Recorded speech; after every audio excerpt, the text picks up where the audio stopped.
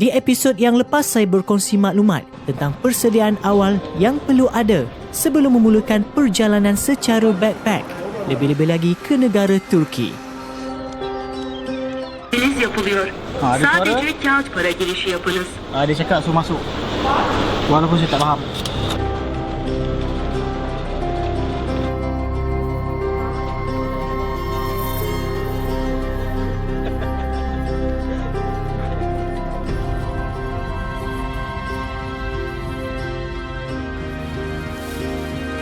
Bagaimana pula episod kali ini? Ke mana destinasi yang seterusnya?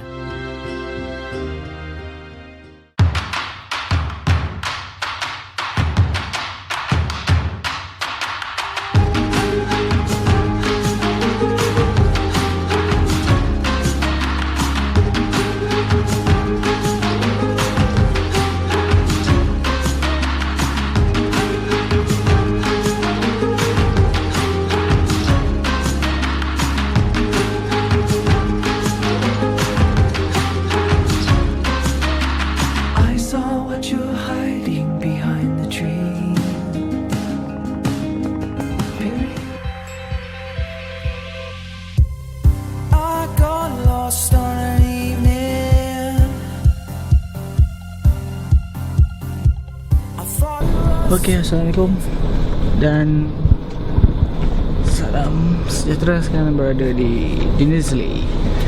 Dah sampai akhirnya selama perjalanan selama 7 jam daripada Bursa. Dan cuaca sini nampaknya lagi agak sejuk kalau diramaikan dalam website. So transportation saya daripada Bursa adalah menaiki bas Pamukkale. Kos ada saya beli di website hanya 70 lira dan perjalanan mengambil masa 7 jam. Dan sekarang tepat pukul 7.56 dan akan sampai pukul 8 betul tepat. Alhamdulillah semua berjalan dan so dah sampai nanti kita nak ambil beg teruskan perjalanan ke Denizli.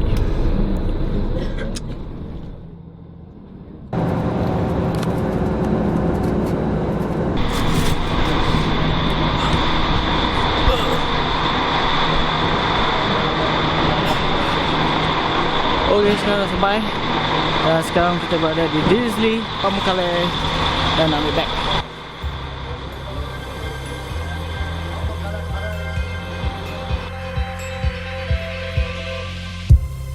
I got lost on an evening. I thought it was too late to call you. I should have stayed. Selepas je solat subuh, saya keluarkan laptop saya untuk cek balik data-data saya dan transfer siap-siap sebelum bergerak ke destinasi seterusnya. Okey, cerita pasal apps yang saya boleh recommendkan kalau macam kita berada di Turki. Antaranya seperti Nereden. Ini adalah apps Turki sendiri untuk bas perjalanan yang jarak jauh. Bahasanya fully memang bahasa Turki, so susah nak faham. Tapi saya just buat faham je lah. Kalau macam kita tengok Nereden punya apps ni, dia sebenarnya sebagai rujukan jika kita sebelum kita nak pergi kaunter nak beli, better kita install apps ni. So macam contohlah apps ni kegunaan dia macam biasa juga apps lain, cuma bahasa je lah. So kalau macam Nereden ni maksudnya daripada mana anda nak bertolak, so anda berada di mana. So kalau macam Nereye ni maksudnya anda nak pergi ke mana lah. So macam saya dah setkan sini Bursa ke Denizli. Kemudian pilih tarikh yang anda nak pergi. So tekan bawah. So kelebihan apps ni dia akan bandingkan apa yang bas yang available lah. Yang ada macam Metro Pamukkale. Tapi ni kalau kita tengok kat sini hanya Metro saja. Yang ni saya tak tahu kenapa, maybe ada sebab ada sistem down kot. So kalau kita tengok dari sini, kalau macam misalnya Metro, macam Metro 75 lira. So belah kanan ni kira harga dia lah. So kalau macam banyak bus available, banyaklah kita boleh bandingkan. So kalau kita tengok kat tengah-tengah ni ada 2+1, 2+1, 2+2. Maksudnya 2 seat 2+2 ni kira 2 seat dan 2+1 ni kira 2 seat 1 seat.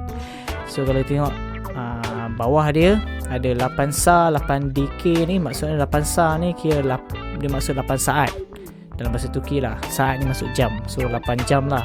So perjalanan 8 jam. So kalau kita tengok, kita klik metro, bila kita dah klik, kita akan tengok 2+1.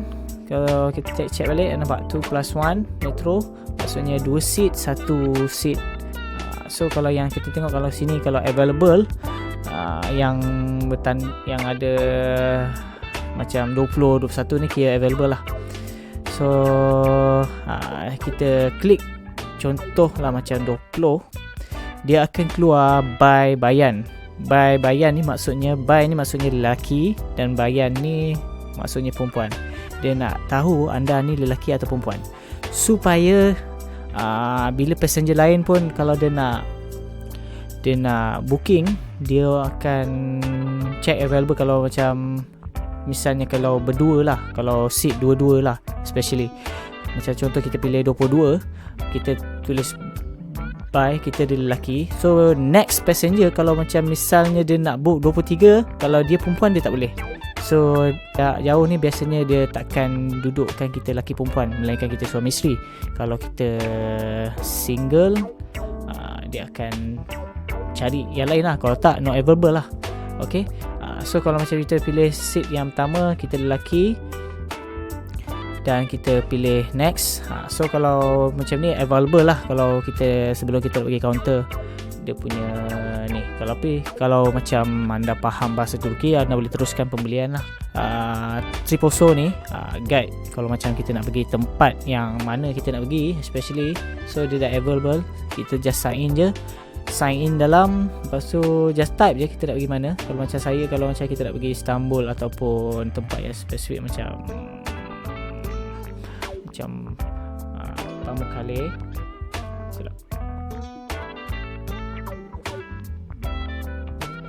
misalnya macam Pamukkale, so dia akan bagi tahu info sikit pasal Pamukkale, apa yang ada apa semua.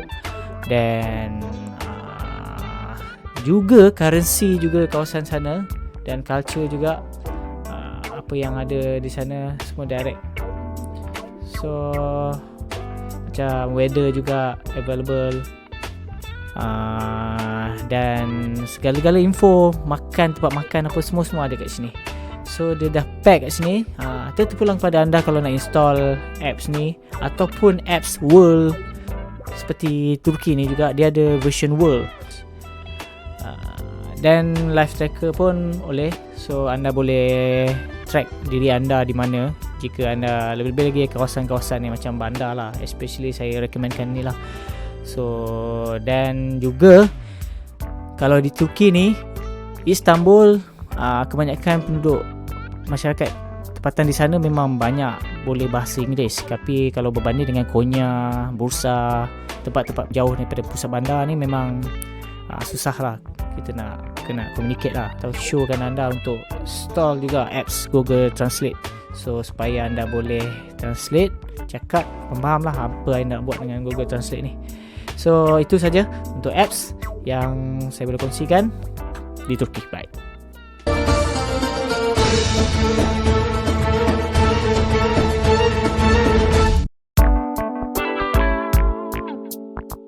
Okay, tadi saya cerita pasal apps. Sekarang ni saya nak cerita pasal map ataupun peta. Kenapa kita perlukan peta kalau kita dah ada apps?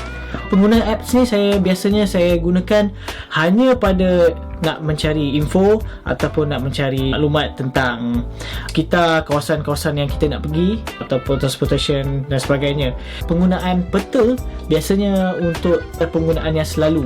So kalau saya guna apps, mesti bateri akan habis ataupun masuk air. So maps ni lah yang bawa perjalanan anda lagi lancar. Mana-mana tempat pelancong, kawasan airport atau terminal bas, dan anda boleh dapatkan map percuma di setiap destinasi yang anda lawati. Misi seterusnya nak cari sarapan pagi.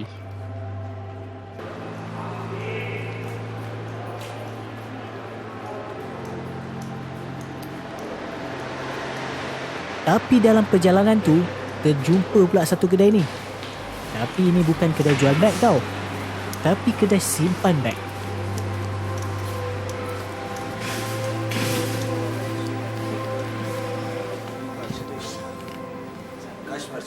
Okay, sekarang kita berada di terminal Dinnersley. Kita nak cari makan.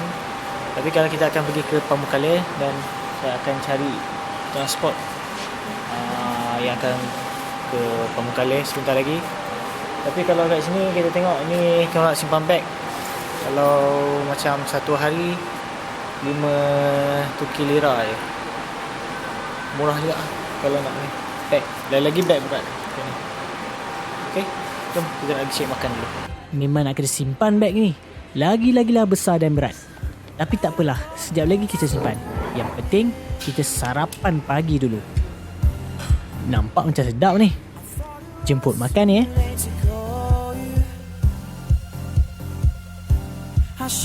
Perjalanan seterusnya ke Pamukkale.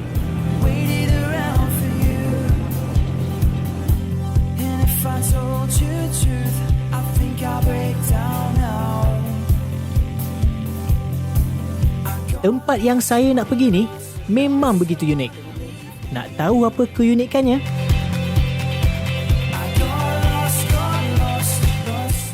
Di sinilah pemandangan sebelum saya nak mendaki sekejap lagi. Tapi bagi anda nak lihat pemandangan di bawah ni pun dah cukup cantik. Tak payah bayar pun.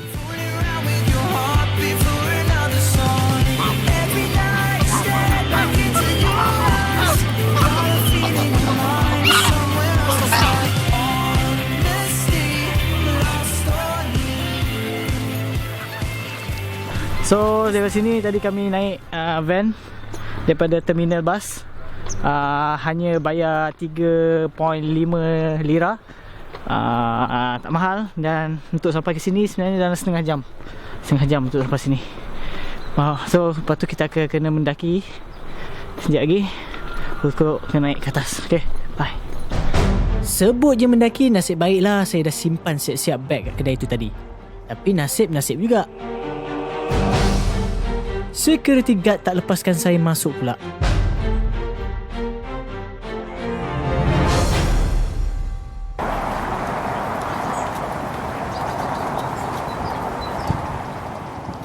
Alhamdulillah, setelah 25 minit menunggu, akhirnya bolehlah masuk.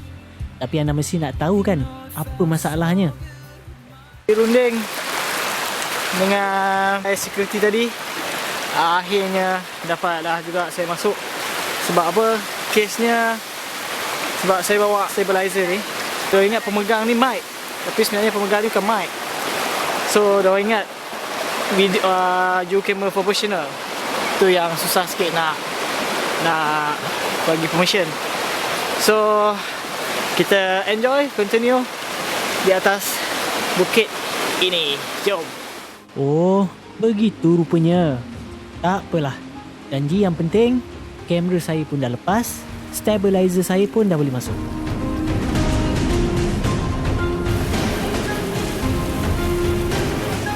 Pamukkale merupakan salah satu tarikan utama Turki dan berharga di dunia.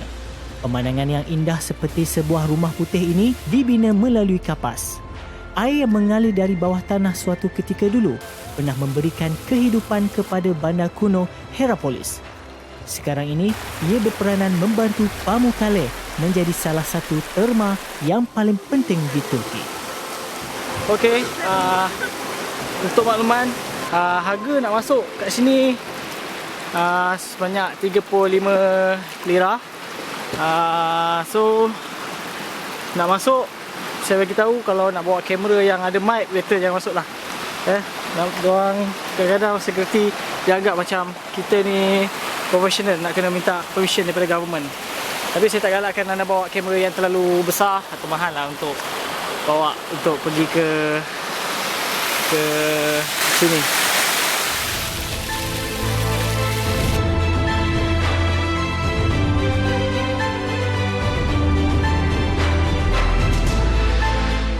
penat mendaki, saya pun rehat-rehat jap. Update Facebook. Tapi bila dah sampai je ke atas ni, rupa-rupanya ada lagi tempat nak kena daki.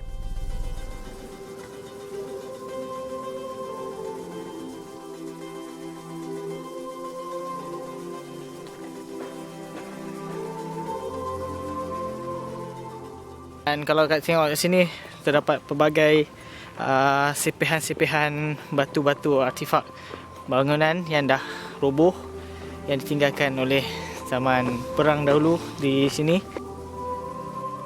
Kemudian saya menuju ke tempat yang popular dekat Rom. Tapi ini bukan dekat Rom, cuma hanya peninggalan seni benanya di sini. Lihatlah betapa luasnya pemandangan kat sini. Yang nak kena jejak, nasib baiklah keadaan sini sungguh sejuk dah panas. Tapi tak larat juga bawa benda Allah ni, terlalu berat. Jom kita akan ke sana dan tengok apa yang sana. Jom. Kalau nak diikutkan sejarah, terlalu banyak. Lagi-lagilah kalau 4 episod ni memang tak habis lah. Tapi jika anda ingin tahu info dan maklumat di sini, anda boleh layari laman web sini.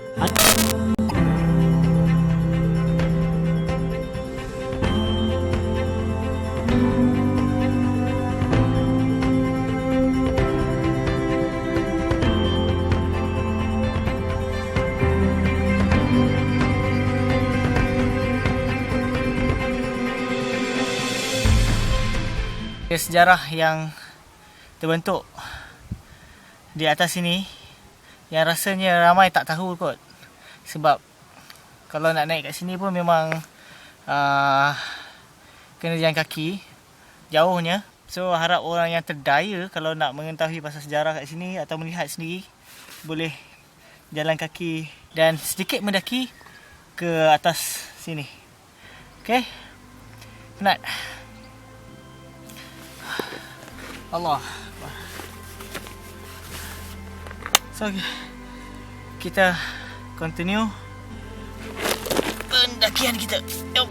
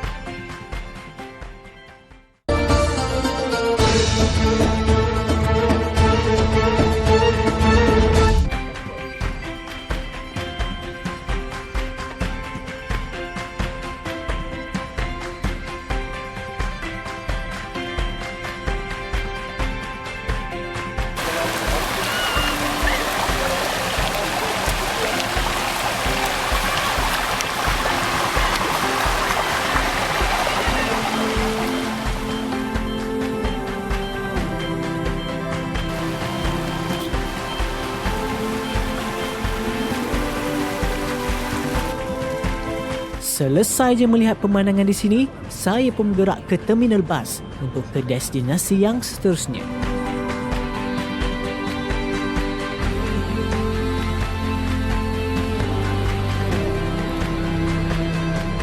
Sambil-sambil itu juga saya pun singgah di Pekan Denizli. Nak tengok juga suasana di sini.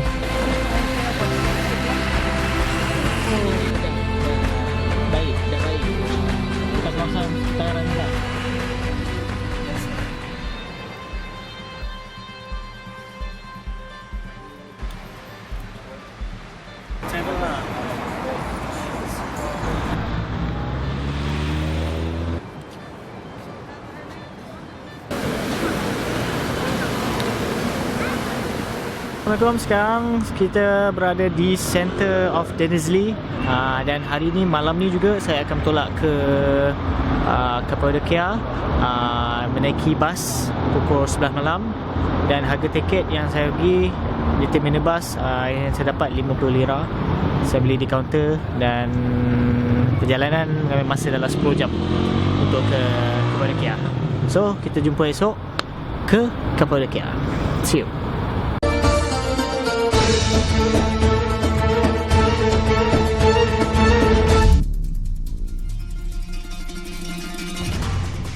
Seterusnya saya menuju ke Cappadocia. Tetapi sebelum tu, saya singgah dulu di perhentian Aksaray.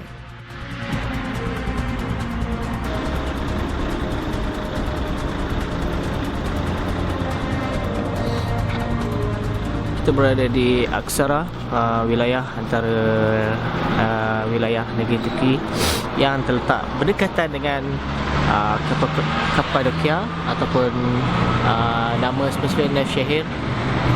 Mengambil masa dalam daripada pukul 11 tadi hingga 7 pagi nanti, dan ini adalah platform yang terakhir untuk perhentian yang terakhir, dan mengambil masa dalam 8 jam perjalanan tadi. So apa yang saya naik tadi, bas tadi adalah bas ni, tidak berbanding dengan Pamukkale punya bas. Ada siap ada tempat charging, tapi kat sini macam tak ada kot. So lagi 1 jam nanti InsyaAllah kita sampai. Kita jumpa di Cappadocia. Bye.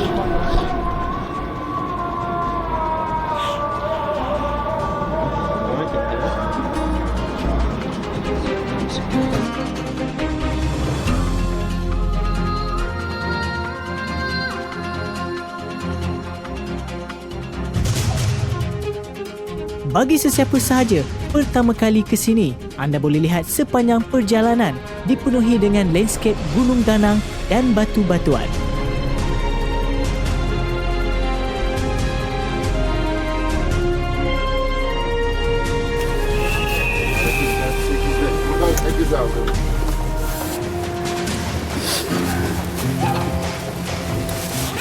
Nama dia Encik Jamal.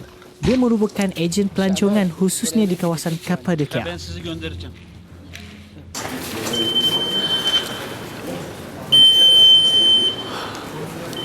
Kita cari shuttle ke Cappadocia.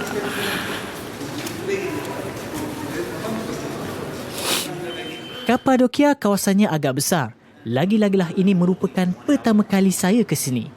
Jadi dengan pakej yang ditawarkan kepada saya, memang agak berbaloi kalau dibandingkan kalau kita nak sewa kereta di sini. Tapi terpulang kepada anda untuk memilihnya, nak pakej ataupun sendiri perjalanan.